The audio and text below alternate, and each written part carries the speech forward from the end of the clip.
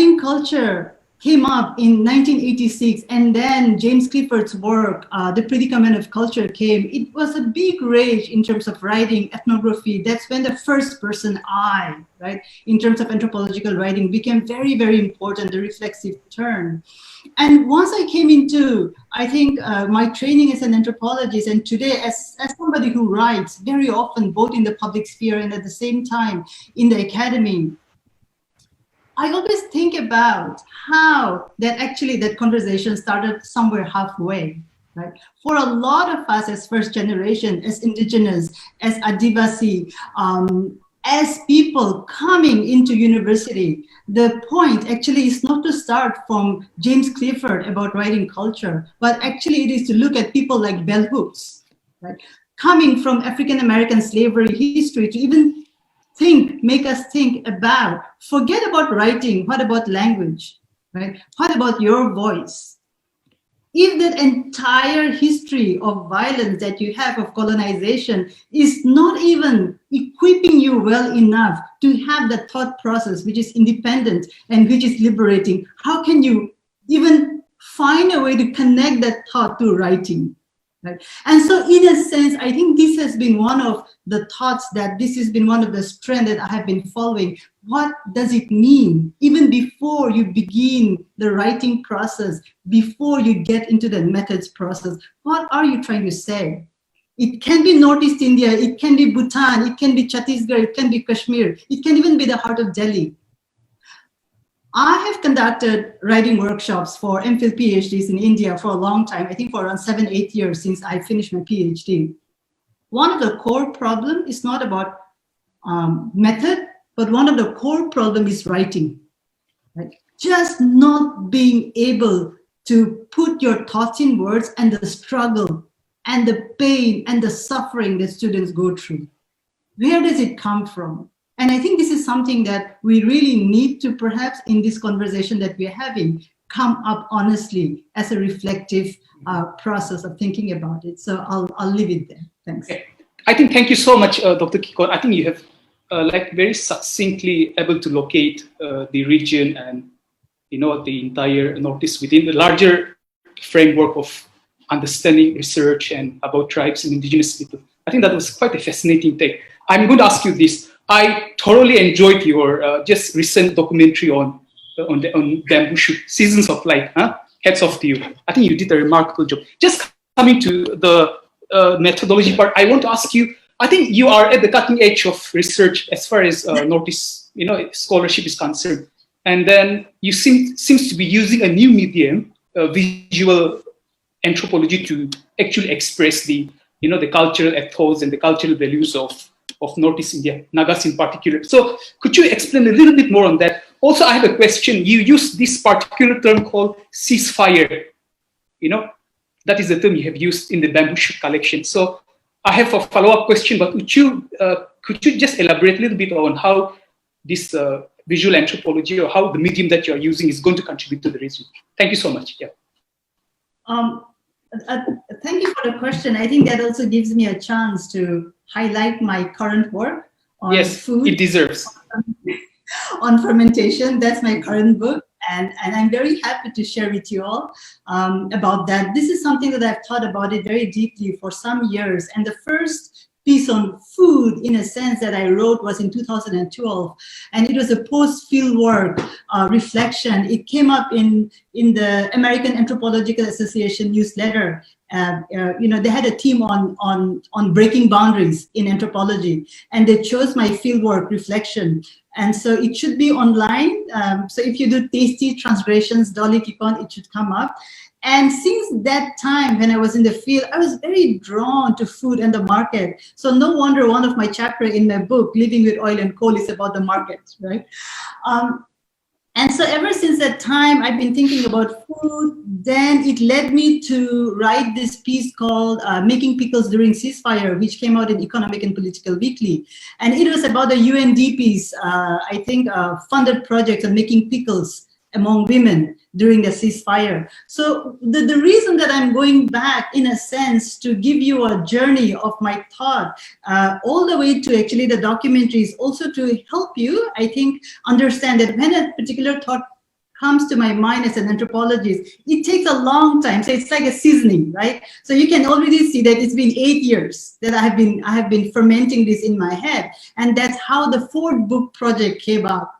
So these are things that I carry with me. I think coming to your point about the documentary, I've always thought about forms. So for me, writing as an anthropologist, thinking is a particular way of thinking. It's a form. And so is writing, right? The process of language and seeing your writing in text. At this stage in my life as an anthropologist, I'm very attracted to the visual for a couple of things. The first thing that I'm attracted to the visual is also the way that indigenous Adivasi images are used across, I would say, India, South Asia, and particularly because I'm from Nagaland, and this is something that I've said, the Incredible India Nagaland chapter uses a lot of colonial images from the early 20th century to promote tourism. And I find it absolutely shocking, right? These are images that were taken without permission. These are images, actually, these are very deeply colonial, violent images, right? And often we don't think about how we use images. If you look at Incredible India, the Nagaland chapter, you will find pictures from the 20s and the 30s of children, of women, of communities not at all prepared to look at the camera, being used to say, come, we'll come, visit Nagaland, a beautiful state. Nagaland didn't even exist at the time.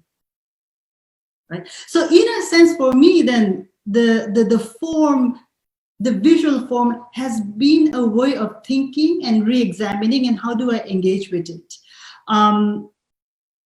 The second point about form that I'm very taken in, and it has to do with my documentary. It's an 11-minute, 26 seconds documentary, and it was a really fun documentary to make. And one of the challenges that I had, and I love challenges when it comes to form, actually, is the concept of framing, right? So when you're writing, what do? When you're writing, you make an introduction, you make a body, and then you make a conclusion. So as a writer, you're creating a frame and a structure. In the visual realm, I'm very attracted to it, and it's such a learning process. I feel like a student all over again, and I think that's the fun thing about being a researcher, right? At every moment in your life, you find something new, which is so humbling. And right now, my teachers are as young as a 25-year-old editing student. My teacher actually is a freelance wedding videographer from Nagaland. My teacher is that freelancer, 30-year-old freelancer, whom a lot of people will call him unemployed, who taught me what logistics is. So in a sense, at this stage in my life, the idea of teacher also changes. And I think the idea of teacher is somebody who can help me understand a broader vision of perhaps understanding life and understanding the meaning of what I'm seeking to learn. The third point about form and the documentary that I link to both writing, because it's a departure from the usual writing and the script that I'm doing, is also in a sense then to reflect back on my own orality. As a Naga, as tribal from Nagaland, I come from, like many of you, I come from a very rich oral culture. The idea of memory and the idea of imagination is so deeply ingrained in me that as a writer, most of the time my thoughts are living, right? Sometimes when people ask me, why did you write this piece? For instance, my recent piece is called Toxic Ecologies, and it's on the oil spill in Assam. Until I wrote that piece, I couldn't sit still. It was as though it was like eating my head, that it wanted to come out. So at this stage, even as a writer and as a thinker, there's a process that the thought and the ideas, in a sense, take over, and as though, there's a way that they want to come out. I feel that the documentary was also part of that it had a life of its own. So I made it I'll tell you, the two team members who helped me with the documentary in terms of camera, as we were shooting, one was a wedding videographer, and the other one was a funeral videographer. So between these two people who take very different shots of dead bodies and of weddings, right? And as an anthropologist, I had a lot of fun understanding what we need to capture. And so I think very shortly, that's something that I would share about my documentary. Thanks. Yeah, thank you so much. I think we can just do more, publicity on the documentary. It deserves, yeah, hats off to you. You've done a good job. Yeah, Dr. Dolly, just in connection to the question about food, I've read quite a couple of your articles on ahonya and stuff, which is quite, you talked about fermentation. And see, Northeast India is quite diverse. Our food habits, sometimes our food habits tend to offend people. And these are just part and parcel of life in Northeast India. And then this recent controversy over dog meat and, ahonya and stuff, bamboo shoot and all, I think this seems to be quite becoming an impediment even in the process of integrating ourselves into the mainstream. So would you like to leave any comment on that? How can we just retain our own food habits at the same time participate in the secular and democratic process of India? Just that is a question to you, please. Thank you. The Indian Anthropological Association members are super. So how much time do you have? I think that's a really good question, and my answer would be a completely shoddy one at that.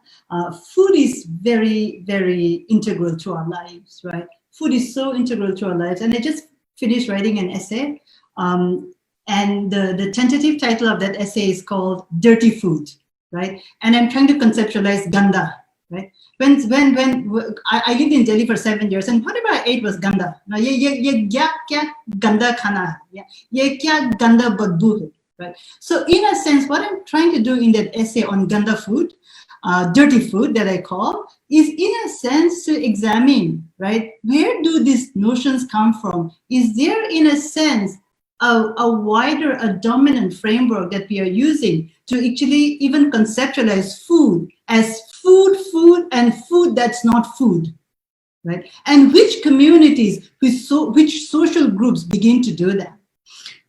The second part of the question is about mainstream, right? So who is mainstream in India? It's such an amazingly diverse country. I claim my citizenship, right? So in a sense, when people call me marginal or marginalized, I would perhaps stand up and say no, right?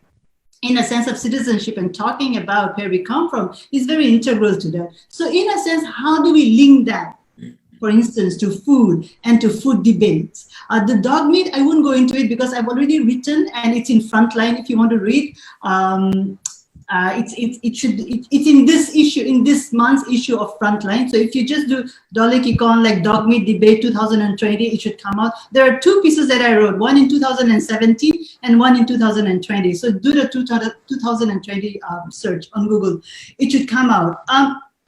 So in a sense, coming back, I think, to the second point about mainstream and what is mainstream, there are a lot of conversations out there. Recently, a series of maps came out, and it was shared widely on social media as to how many percentage of Indian population eat meat and eat vegetables, right? How many are vegetarian, how many are non-vegetarian?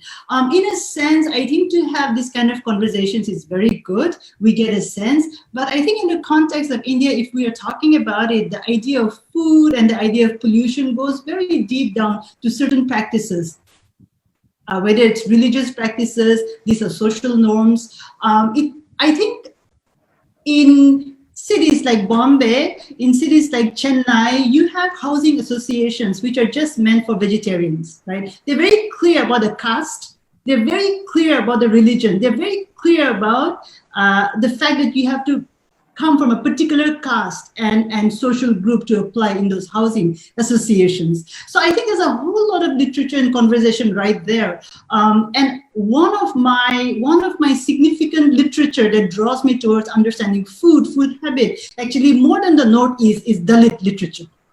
Right? I think in terms of Dalit scholarship, in terms of their thinking about it, they've really given us a wealth of understanding Indian society in terms of food. You have something like caste cookbooks.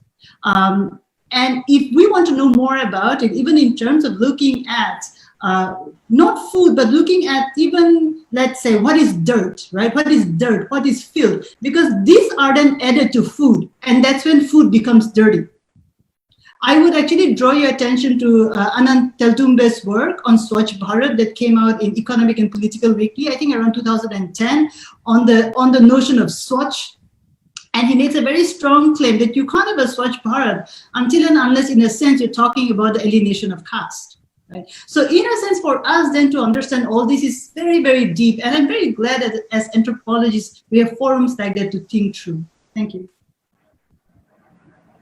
Thank you so much. I have more questions, but since we have the constraint of time, I've been given strict warning by the organizers. So I want to ask you one more question. You talked about colonial representation and how tribes or ethnic communities in Northeast India are being represented.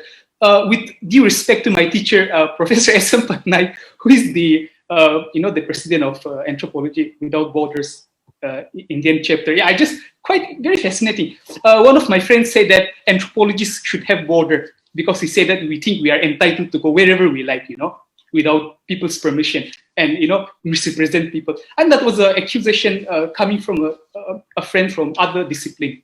So you said about how tribes or indigenous people are being represented, or how this, even in the 21st century, there seems to be a colonial hangover of how colonial representation is still is being carried on in popular media as well as in popular writings, even in very serious academic research as well. So could you give a little bit or elaboration on ethics, of how, as an anthropologist, how do we conduct ourselves in the fieldwork situation, or how do we conduct ourselves when we are writing or representing others? So quickly, Dr. Kikon, if you could say something on that. Yeah. Yeah, I think, so once again, my answer is going to be, I think, quite basic, but I feel that as anthropologists, the idea of border and the idea of boundary is very central to our discipline and how we think about it, right? Starting from Boas and starting from, I think, Malinowski, the idea of the primitive, the civilized, right? What is law, what is disorder, what is danger, was always very marked. So the notion of boundary, like purity, danger, it's the raw, the cooked, the dry, the wet, right? We always work in binaries. And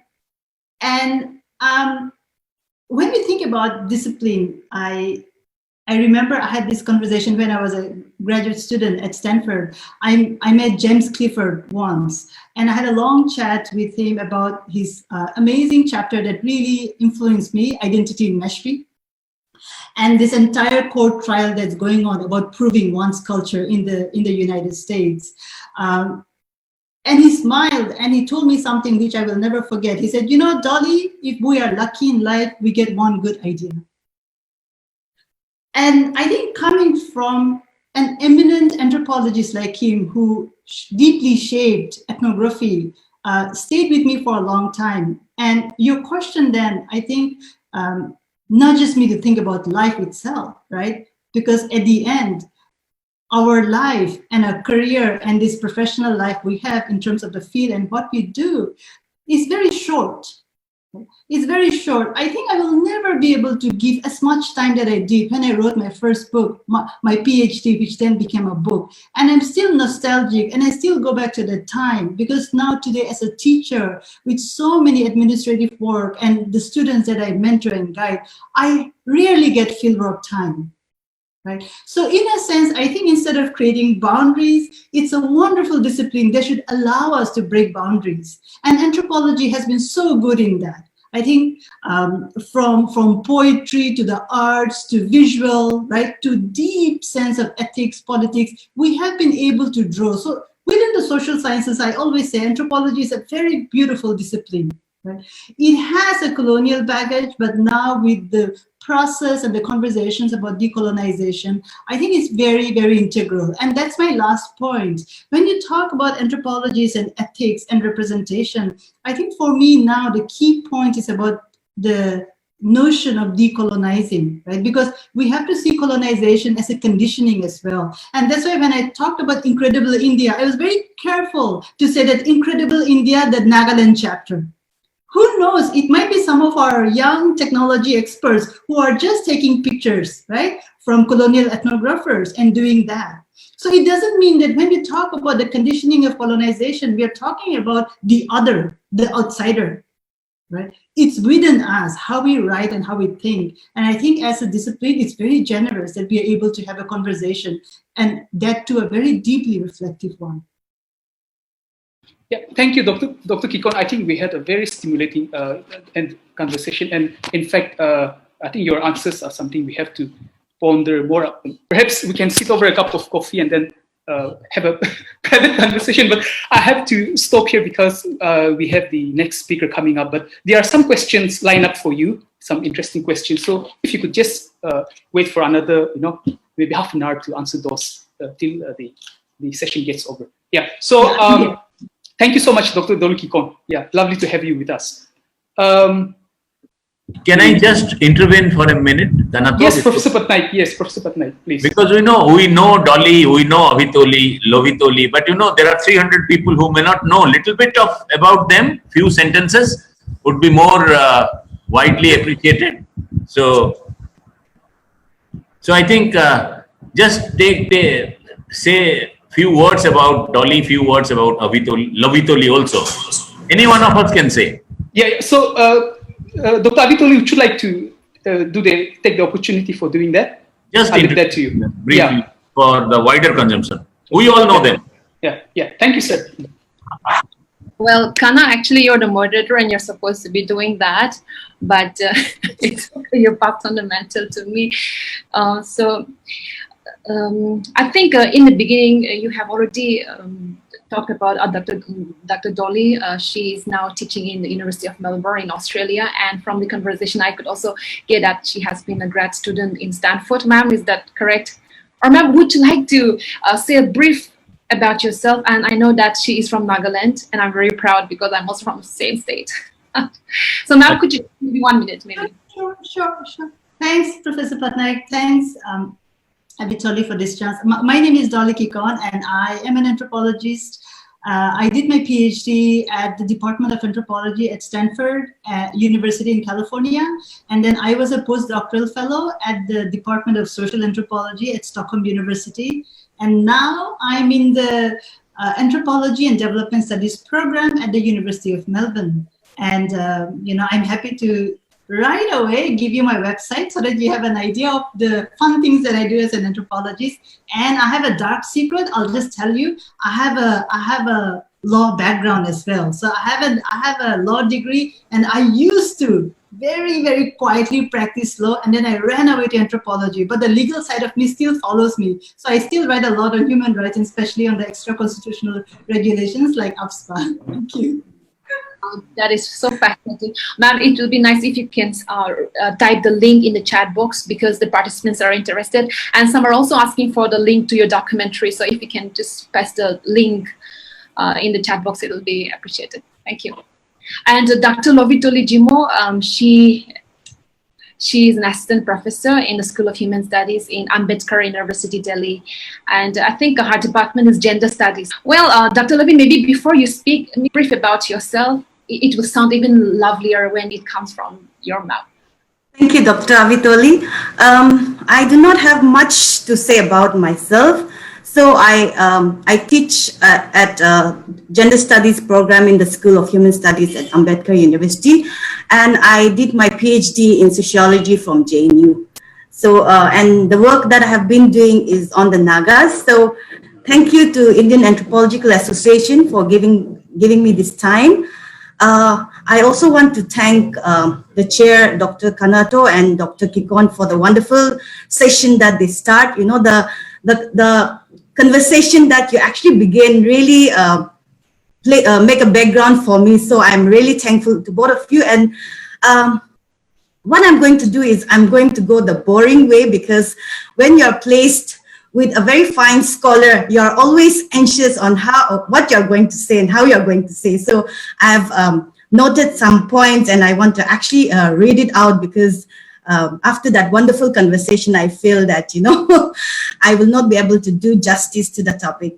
So we've been asked to talk on researching the Northeast. So I have limited myself to writing the Northeast India and some methodological concerns.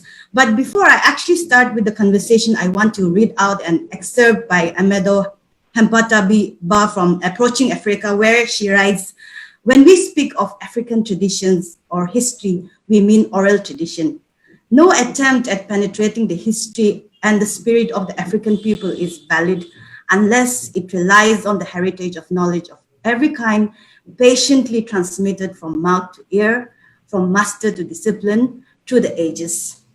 And I find this quote resonating with the Nagas, especially the way in which it is looked at and it is written about. So I thought I should start with that. Now, for today, I'm going to actually look at the Northeast India in order to understand its region, understand the region, the complex trajectories, culture, history, and the experience in the writing of the region, the way in which Northeast India as a subject is treated and written differently. This needs to be interrogated, and in the process, I want to raise some methodological concern on understanding the region, its people and culture, especially in cases where people's history is only through the source of oral history and memory, cultural practices, and traditions. Without the availability of written history, it is only looked at through the colonial history, which examine its people and history through a particular lens. I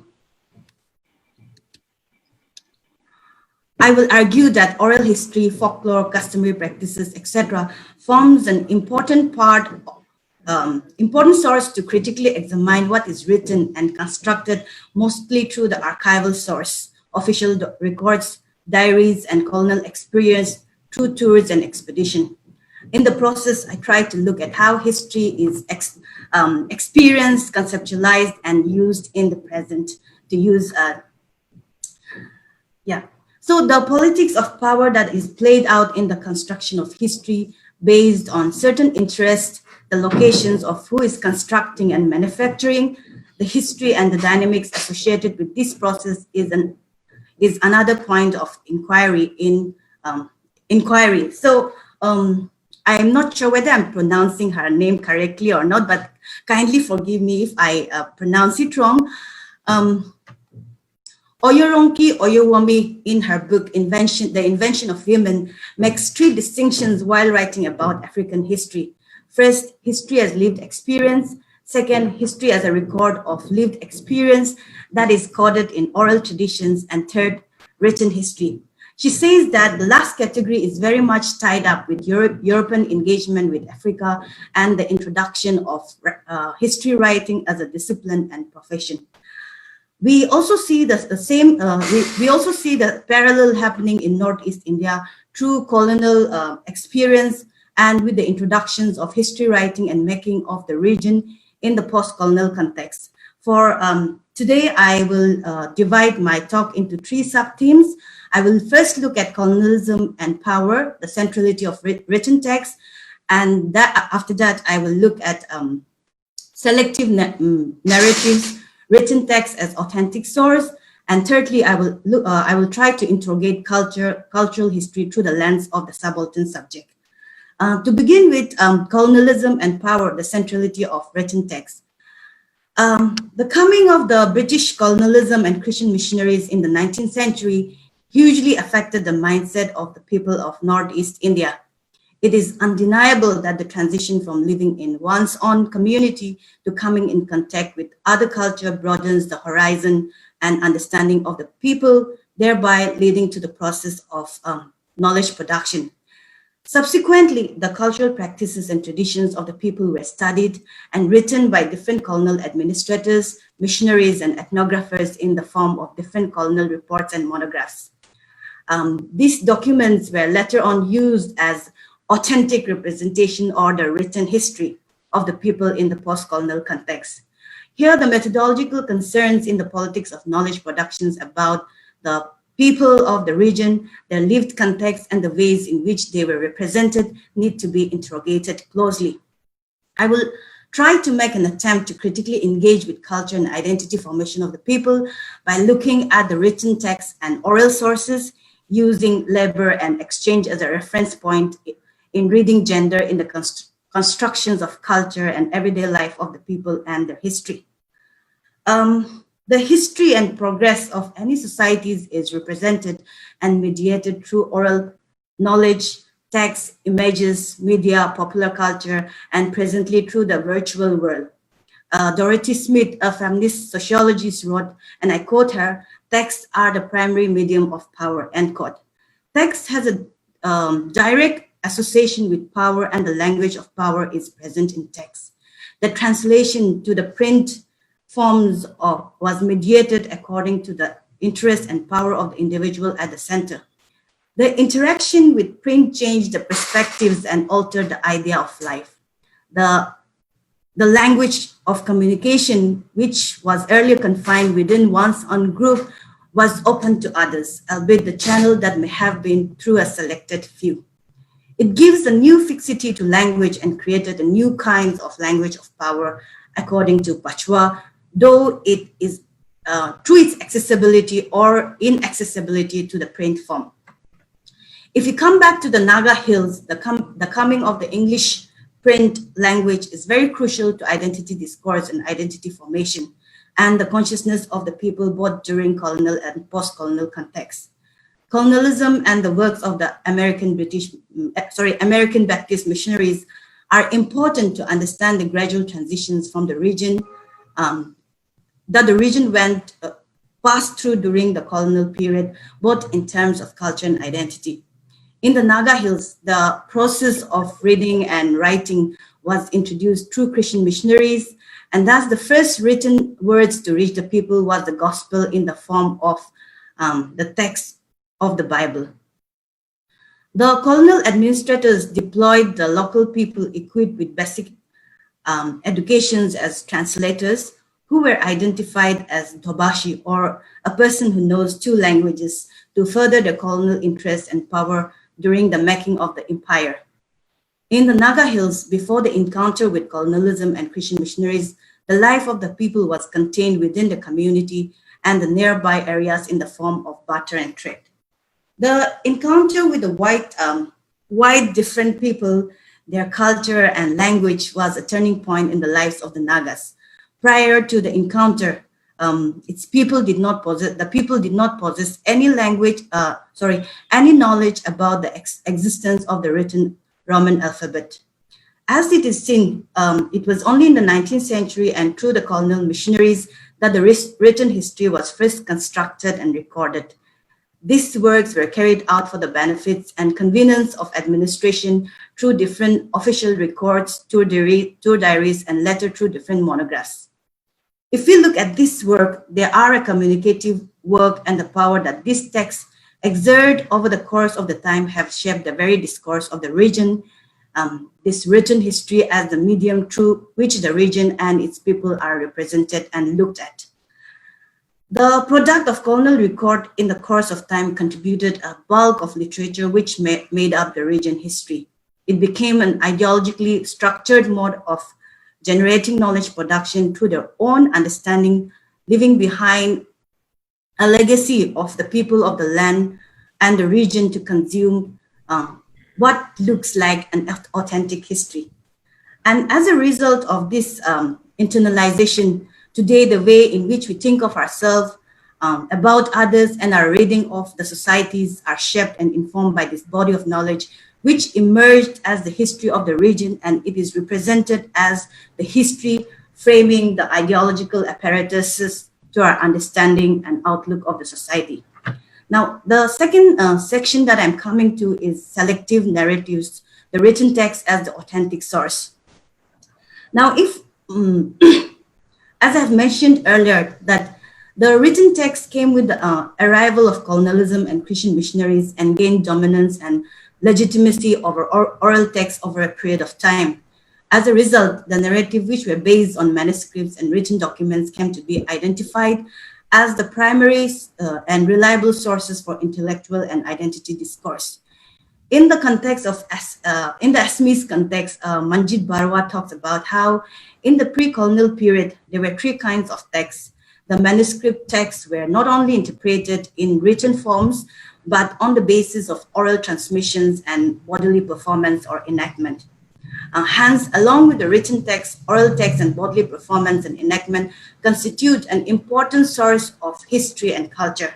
But he argues that since the 19th century, the other two sources of text were left out in the making of the authenticity of text. This leads to the question of why the written text gained dominance over the other two, despite the fact that both the oral as well as the bodily performance had the appeal and reach of the masses, and the written text had its reach only among a select literate group. The power exerted through certain texts divided the masses from the privileged other. With greater circulations of written text, legitimacy was given to the written text over oral and performance text, which was then, as we see, appropriated by both the colonial and Christian missionaries, and as well as the emerging middle class. Now, here it is important actually to look at the politics of which information is getting reproduced and disseminated. Colonial records mostly consist of events of tours and expeditions where dispensations of law and order on the subjugated subject. The cases relating to settlements of disputes, punishments for non-conformity to administrations, etc., was the sole mode of interactions or communications with the natives. Shahid Amin, in his work, Events, Metaphor, and Memory, talks about how in writing history about the peasants, the subaltern do not write, but they are written about. And the conventional way of understanding is to look at extraordinary events in the lives of such people, to study them, which became the representation of the society. Therefore, it is not the everyday experience of the people that is documented, but the extraordinary events that is documented and reported. And it is through these events that the cultural history of the people is looked at, which is problematic. So this brings us to the question of how do we get access to that part of knowledge or stories and experience which talk about everyday living. Again, these documents, as I've already mentioned, are written through the gaze of the administrators and missionaries, which look at the native as the other in relation to them. As a result, there is a need to further pose this question of where is the voice of the people or the natives whose history is in the making, where is the subject in the history? These are some of the pertinent questions which needs to be asked time and again in order to bring the subject in writing about the people. If everyday lives of the people are to be understood, colonial archives and documents, though they form a very important source, but we cannot use them only as the source of looking at culture and history. Oral history and folklores are an important primary source which needs to be corroborated as they represent the everyday life and reality of the people. The other point that I want to look at is colonial monographs, which forms the core body of knowledge in order to look back at the social cultural practices, traditional belief, and societal compositions of the people. These monographs, as we know, are the byproducts of the constant movement that the rulers were making in the hills in the process of administration. So the question remains, how do we ascertain the representation of the people under consideration? Does it represent the voice of the people, or does it represent the understanding of the other and their understanding and perceptions of what the people and their community are and should be? The subjective reality of the observer and his or her social location and positions are an important empirical reality which we need to critically interrogate while making use of these resources. So, and therefore, once the positionality of the researcher / administrator / missionaries or anthropologists are ignored, then the subjective reality associated with the materials or the resources are left out. These materials and resources needs to be engaged with and critically, and not use it as it is out there. The third section that I want to come is interrogating cultural history through the lens of the subaltern subject. Kana, how much time do I have? Yeah, Dr. Jimo, I'm giving you 2 minutes, okay? Because there are lots of interesting questions you might have to field. So how about, will it be possible 2 minutes to just sum up? I am so sorry, I'm being given strict orders to do that. So if you could sum up in maybe 2 minutes, that'd be lovely. I'll leave out this section and come straight to the conclusion, so that maybe in the Q&A we can I can take it up. So I'll come straight. Okay, thank you. Conclusion. So to conclude, actions of history and how history is accessed and the politics of that access are an epistemological and ontological questions that needs to be raised, and this will produce different readings. The writing of the people of the region in general has been through official records, and this raises the question of how one writes and remembers the past, which falls under myths, folktales, and folklores or oral history, while writing about the people and community, so that the past and history is written and understood through the existential reality of the people themselves and not through the lens of the other. To write about the people's past, it is important to look at their history from their own position and how it relates and speaks to questions of their existence and everyday lives. Oral histories and memories are important source to draw upon when writing about people here in Northeast India and its people. According to Stewart and Stratton, and I quote, people tend to engage with landscape in particular ways, fixing memories to it and giving it a historical identity through remembered and imagined experiences, end quote. It is here then it becomes important to engage with what has been written, by whom, how, and for whom. While doing that, the archival material as well as the oral memory and so history and memory need to validate each other through the living memory of the people in the oral forms to understand and connect people's past and present. It is important to have inclusive history or records that will eventually lead to better understanding of society, culture, and its representations.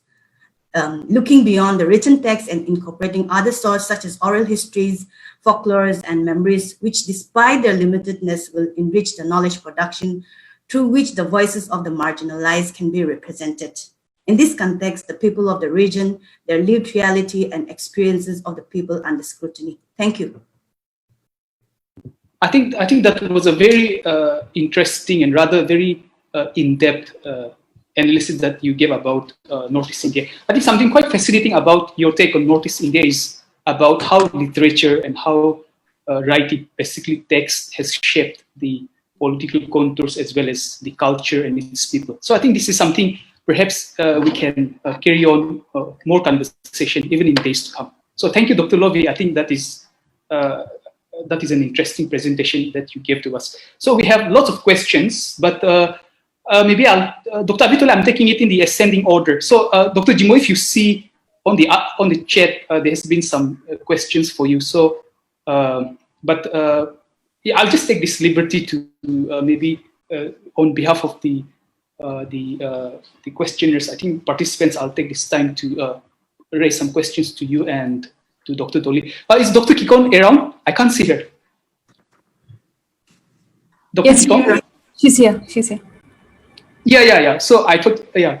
So, okay. So yeah, Dr. Kikon, I think you have very interesting questions coming to you. I don't think we'll be able to, answer them all. Perhaps what the participants can do is, if Dr. Kikon will agree to that.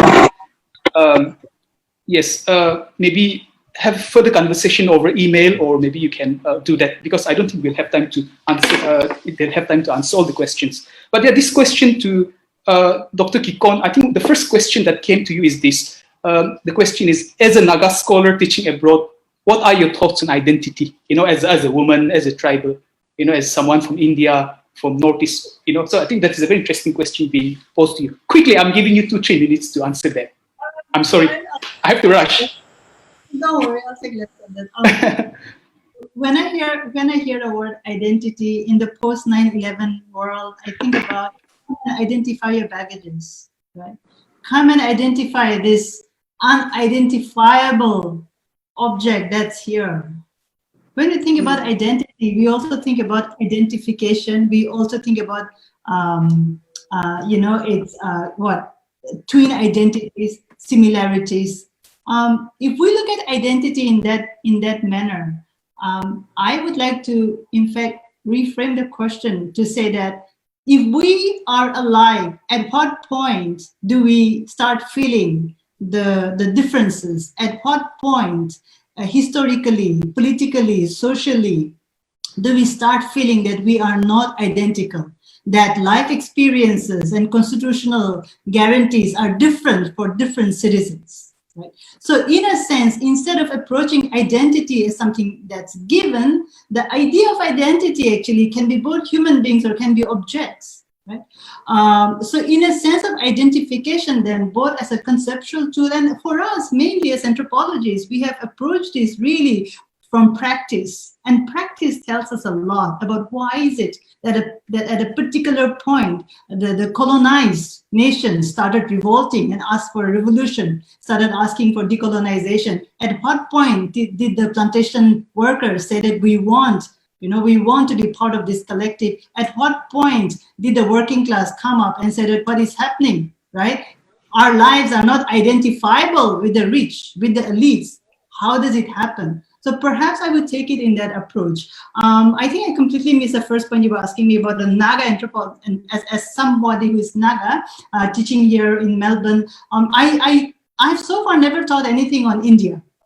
I teach something around the global, and I feel that that's where, for me as an anthropologist from South Asia, from India, from Northeast India, from Nagaland, from my district in Wokha, and where my parents and my ancestors came from the top of the hill village called Tingiki, all that flows within me. And so when we think about our identities, both as scholars and where we are, I think it's once again this idea of coming back to what do we do, and how do we connect to it. I am very grateful that my parents brought me into this world, that I have a community, but this idea of community is manifold, right? It includes my teachers in Delhi University, it includes my mentors, let's say at Guwahati High Court, it includes the human rights movement. One of my amazing mentors was Ilina Sen, who passed away a few days ago, right? And I'm not even sad, I rejoice in the life that she led. So in a sense, for me then to think about identity and community at this point really is then to shape and to rethink about identities as moral, political, and as really communities where we are striving for a particular kind of justice and particular kind of rights and guarantees. Thank you. Thank you so much. I think there's more interesting questions on vegan movement and climate change. I mean, these are quite very significant questions, but since we are running out of time, maybe I'll ask the organizers to have more conversation on this. Please take note of the questions. Please do not neglect these questions. These questions are very important, but like I said, it will take the whole day if we have to field all the questions. So I think I'll stop there. Thank you, Dr. Kikon. More questions for you, but perhaps we can have the conversation later. And Dr. Jimo, just last question. We have 3 minutes with us. So there's one very interesting question that has been asked to you. So the question is, how is the researchers' epistemological and ontological assumptions, epistemological and ontological assumptions impacts the identity studies in Northeast India, especially when the researcher is not from the region? So I think that is a very interesting question that has been posed to you. So would you like to take that, Dr. Jimo? Last question for you. Okay, thank you, Dr. Kanato. Yeah, I can see on the chat that there are different questions, but we can take that in our conversations later on. So the question of how is the researchers' epistemological and ontological locations plays an important role, especially when the researcher is not from the region, is actually a question that have come up again and again. And for me, the question of an insider outsider is a very important question, but what I feel is that the fact that I am from Northeast India, right, and I research on Nagaland, on Sumis. So when I'm actually looking at the Sumis or on the Nagas, I'm considered as an insider. But at the same time, the fact that I am located in Delhi, I visited, say, Nagaland for once a year, 1 month in a year. So what ends up happening is that on the one hand, because of my identity of belonging to that place, to the state, to the community, makes me an insider, but at the same time, where I'm located, right, also place me in a situations where I'm an outsider. So what I always feel is that as a researcher, you're not always, it's not a fixed category. The question of being an insider as an outsider is not a fixed category. So I can be an insider. I am an insider at the same time. I'm also an outsider. And the question of how does it affect the research that I'm doing? this whole debate on whether as an insider, you'll be able to produce or you'll be able to get access to information that is more genuine, or that you'll be able to get more informations, more depth informations about the community, is something that we have to really look at it critically, because just because of my location of being an outsider or an outsider does not either guarantee or does not either stop me from actually researching about different communities. So as a researcher, to what extent your objective is something that we have to keep in mind. And in that sense, while we're conducting research, it's very important for me as a researcher, to be wary, to be conscious of my location as a researcher, somebody who actually has a power, I would say, who actually has more power over the subject, over people that I'm studying. And in that sense, my location, the politics of power that is there should be kept in mind while conducting research. I don't know whether I answered that question or not, but yes, thank you, Dr. Lovi. I think that answers a lot of questions. Like I said, you can carry on the conversation later. Thank you, Dr. Dolly Kikon. Lovely to have you with us. Thank you for sparing your time. Thank you, Dr. Jimo. I hope we can just meet up in such platforms and have more discussions in the future. Thank you for your kindness as well for making the time. I deserve praise, Dr. Avitoli, for keeping time. It's 12 p.m. So I'll just give the time over to you. So you please take over. Yeah. Thank you. Thank you, everyone. Dr. Kana, seriously, that's very impressive. You just finished right on time. Thank you very much. And a big respect and huge thanks to Dr. Dolly and Dr. Lovi. That was amazing. There are many, many questions, and then both of you are co-hosts. So if you have some time, could you please stay back and reply to some questions, because there are really, some interesting questions, and participants will be disappointed if we just leave it unanswered. So we will go ahead to the next session, but please stay back and do some reply if possible. So Dr. Dolly and Dr. Lovi, it's such an honor to have both of you with us. I learned so much from all of you. Thank you so much.